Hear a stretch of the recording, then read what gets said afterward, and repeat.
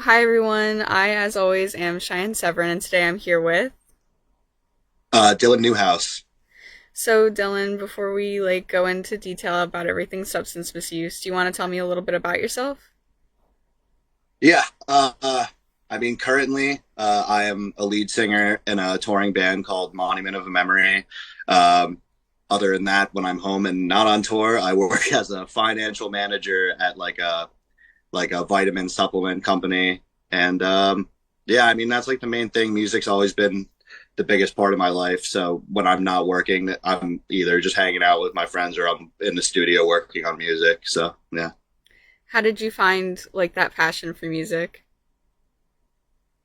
You know what's weird is like everyone in my family loves music, so everyone just assumed it's like you probably had like musicians in your family, and I'm like, nah, me and my brother were the only ones. But it Hmm. was always just kind of ingrained, like they loved listening to it, and they like my uncles were like metalheads and stuff, and my dad liked rock music. My dad liked everything. You'd look through his CD collection, and it'd be like Eminem, Metallica, and then like right under it like Mariah Carey. It's like so it like I'd be 5 years old, my dad would pick me up and he would just be playing rock music all the time. And I don't really know what made me so like drawn to it. It was just like we when I was a kid, me and my brother used to be babysit by our grandmother, and we used to have to go to like her office, and she didn't know how to entertain us, so she just was like, here's a computer, which is probably a Yeah. really dumb thing to give like 8 year olds to just explore the internet.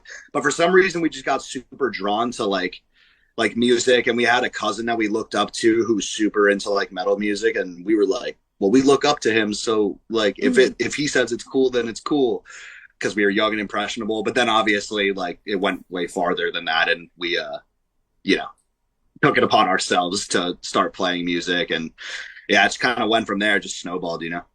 Oh, that's really funny. So you're obviously still in the music scene now and everything. Do you find that that kind of environment encourages substance misuse at all? In some ways, like I don't Hmm. think people are there like rooting for you to do it, Yeah. but they're like, it's so, it's like so embedded in the culture. And it's just like, every venue you play has a bar. So, like, what are you doing when you're waiting for hours for the show to start? And you just kind of sit at the bar passing the time. And, like, obviously, I mean, there's a lot of networking things. So with networking, there's a lot of parties, and it's Hmm. like, oh, you should meet him, and it's like better, like to it's easier to meet people when you're all like kind of drunk and like loose and just it's socially easier. And drinking, just in general, even outside of music, is like so just widely accepted, even though it can be super messed up. Hmm. And which is fine. Like it's not like drinking itself is a problem. It's just there's some people who can do it and be normal about it, and others who just can't. Hmm. So I don't. It's in a way it's encouraged. I don't know if it's encouraged in like the traditional sense. It's more just like it just kind of is what it is. Like it's almost just expected in a sense. So yeah. So, at one point in time, did you find yourself drinking a lot? Oh yeah. There was a. It was a. Yeah. There was a. The thing was, I think when I was growing up, you're like looking up to like these artists and stuff, and it's like, oh, the cool lead singer with like the bottle of Jack Daniels on stage, like super cliche. And at first, it's like when you're really young. Like I came into the music scene when I was like 16, and I was hanging out with like older kids, like kids in like their well, not kids, dudes in their 20s and stuff. So like when you're 16, all I cared about was like the music itself, obviously, but then also like you want to like look cool, especially for like Hmm. the older kids. You're trying to fit in, and if they're doing stuff that even if it's stupid, you like want to be a part of it. And you're young and impressionable, so you don't really think it's that big of a deal because like everyone's it's like, well, everyone's doing it. It's like, well, not everyone, just the people you're hanging out with are doing Yeah. it. So yeah, there was definitely it was like really fun at first, but then obviously after years and years of doing that stuff, like there's people who kind of have their phase with the partying and then just kind of move on from it Hmm. and just kind of grow up, and some people who just like can't let it go. So So, for you, did you start to see any negative consequences to the drinking or? yeah. So about sorry, hold on, I'm trying to turn the volume off. No, you're good.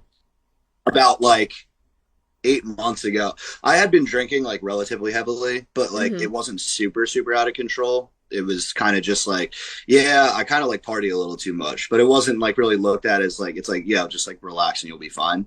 But then I had this other job and we like had some merger with another company and they just like let our whole department go. So like Oh. 15 people lost their job and I was unfortunately a part of that department.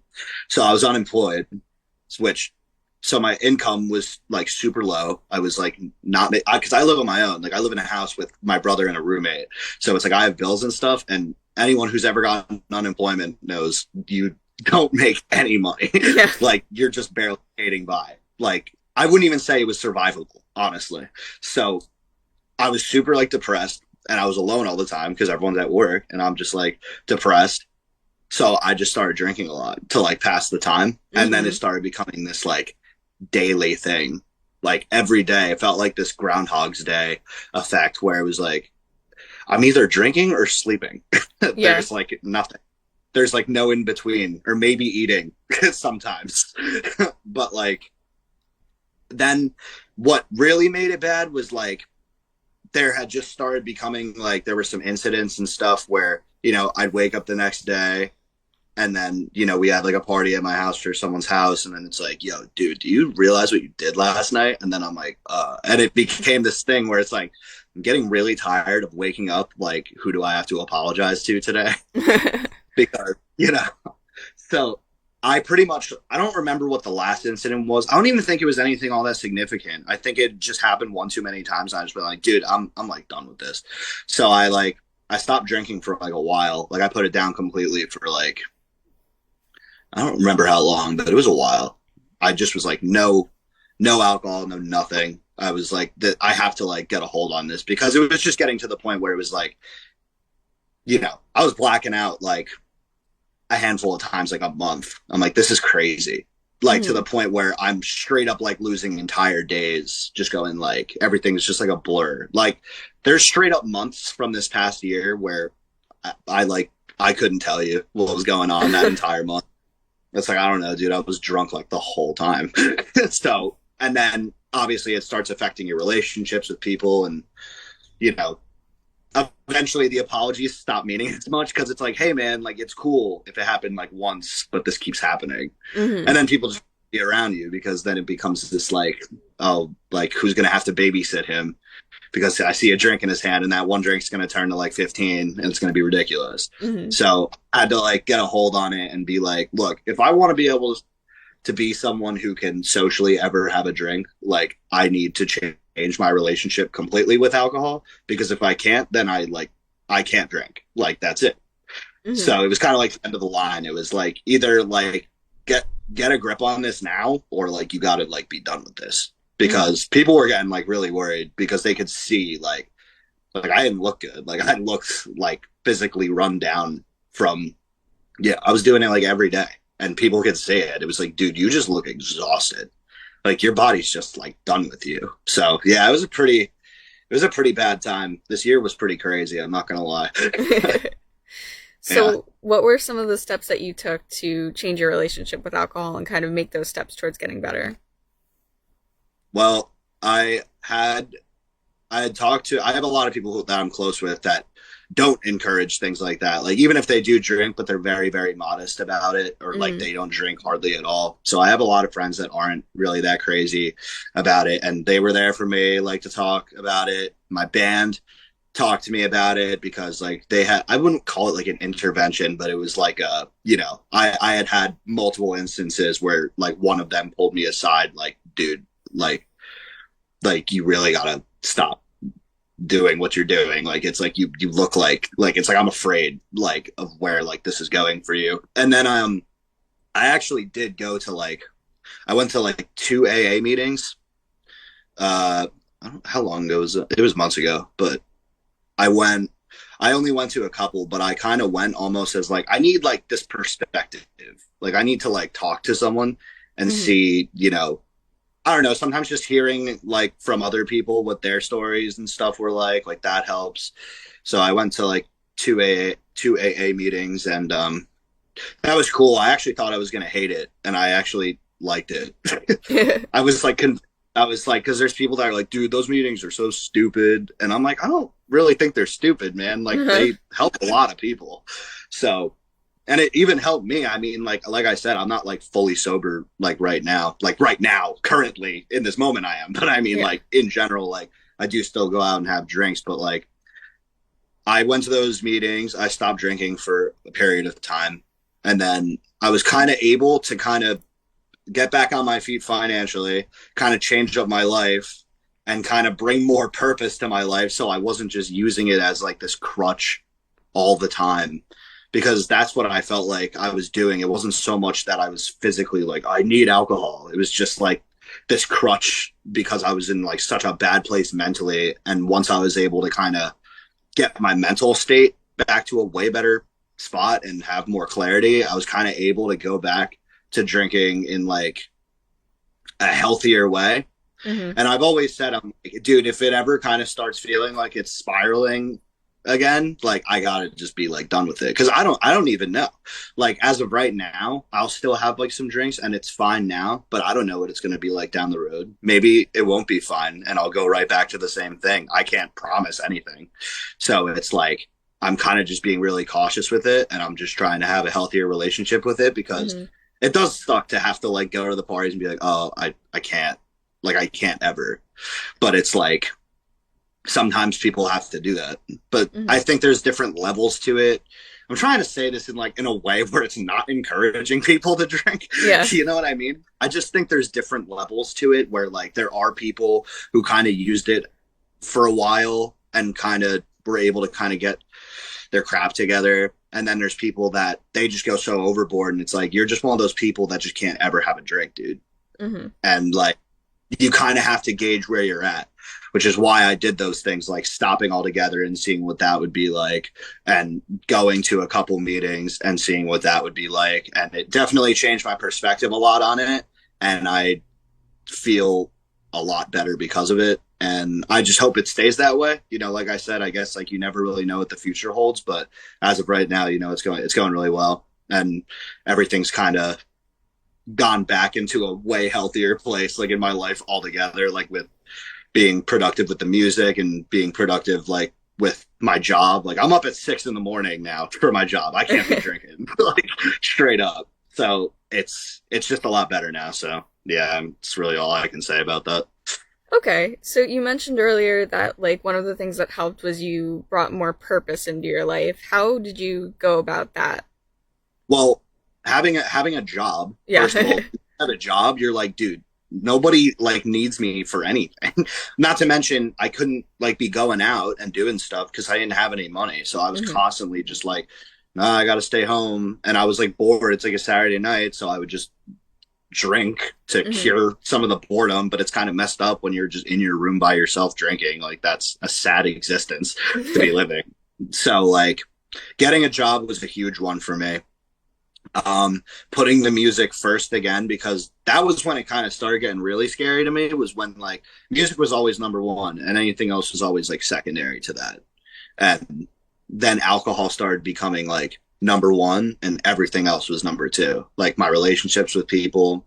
There was like a period of time, I'm not going to name her name, but like I dated this girl for a brief period of time, Hmm. like in during the course of me being like really crazy with the drinking, and like I was like not a good partner. It wasn't like this relationship. I just wasn't like present in the relationship at all, Hmm. you know. And I was or too hungover to like go and do things because I just felt like sick, and it was just like that's not really the reason we broke up, but it's like it definitely had a part in it. And I had talked to her afterwards, like when we had ended. Like I don't remember, like somehow we ended up on the phone together one time after, and like it was like talked about like yeah, the drinking was like a lot, and you know, so Hmm. there were a lot of things that kind of put a lot of perspective in it for me. But once I was able to kind of make it where alcohol is like the last priority, it's not a priority, it shouldn't be on your list of priorities whatsoever.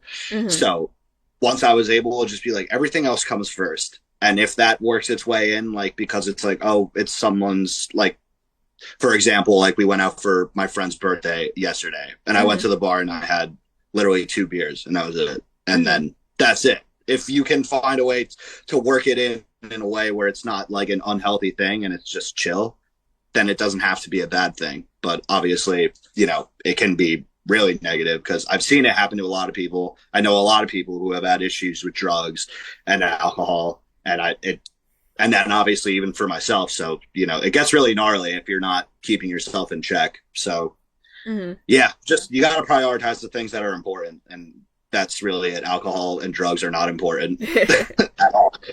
They literally do nothing positively to affect your life. There's nothing positive about it whatsoever. So once you get that in your head and you realize this is kind of just a waste of my time and potentially killing you, Mm-hmm. then I don't know. Hope some people don't ever see what's wrong with it, but I was always kind of able to see, this can go down like a really, really bad path if I'm not being conscious of what I'm doing. So I'm just a lot more conscious of it now, especially because I was in that dark place for a Mm-hmm. while. And I was like, I never want to go back to that ever again because that was the worst. So, would you say that music is like a healthier like coping mechanism for you, or would you not phrase it like that? Yeah. Yeah. I think there's this like misconception of like the tortured artist thing Yeah. where it's like, oh, you won't write as deep of lyrics if you're not like messed up Yeah. or like in a bad mental spot. And it's like, there's like a joke in the music scene, like whenever, like we still say it, like whenever like a lead singer or something, it's like, oh, he went to rehab and he's clean now. And everyone kind of makes the joke like, oh, great, now they're going to make the really crappy sober record Mm-hmm. or something like that. That's like a literal joke within the music scene, which just goes to show how like not seriously it's taken sometimes Mm-hmm. in the music world because there is that misconception of like, you know, if you're not messed up or in a bad mental place, then you're not going to be able to write something that people can relate to, which is really stupid and it makes no sense at all because anytime I've ever went into the studio, you're like super high on drugs or you're drunk and you're in the studio thinking you just wrote the dopest thing ever. Yeah. And then you wake up the next day sober and you go into the studio and you're like, this is trash. Like, what? I don't understand why I thought this was good, but it's like, that's the illusion. So, it's, yeah, I don't know. It's crazy. So, music has like benefited you and created like a positive outlet for you. A lot more recently because I think I did fall under that mindset of like, well, if I'm not unhappy, then I won't have things to talk about or Oh, something like that. So now I'm like, I like when I had more clarity and I was writing lyrics, I'm like, nah, I still write some pretty sick like stuff, like I, I was like, it was never like gone. If anything, like being messed up all the time, like dimmed my like talents down because it's like, dude, you wake up in the morning, you're hungover, so I hmm. can't sing. It dehydrates you. It makes your voice sound all crappy. Like, so Hmm. you can't sing it. You're drunk, so you can't focus on, putting the songs together and actually songwriting and doing the things you have to do to structure and make a good song.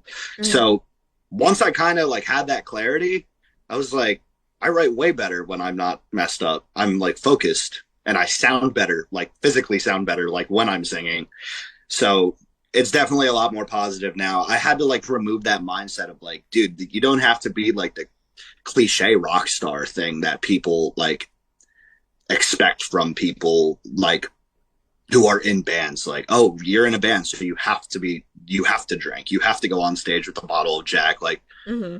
that's all cliches. There, and then honestly, and most of those bands that you do see who were like that, it's like, yeah, look how long their career was, dude. It was like 5 years before they were completely off the rails, and the band was just falling apart. Hmm. It's like it's not sustainable. You're not going to have a 30-year career or 30-plus-year career if you're doing that. You're Right. going to have like a 3-year career, and it's going to fall apart massively. Yeah. So yeah, but So, yeah, it's been a lot more positive for sure.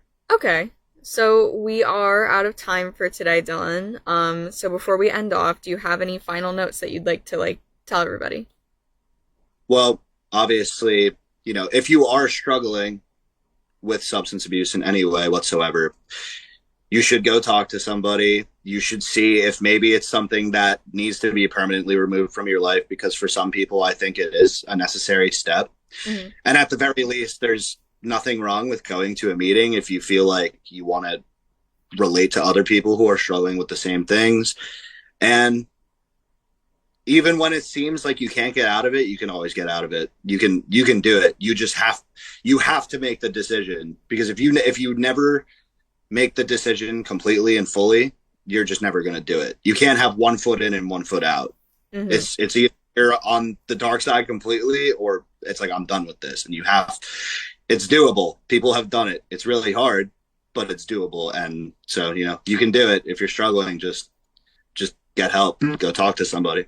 It helps. Thank you, Dylan. Have a nice day. Of course. You too. Thank you for having me.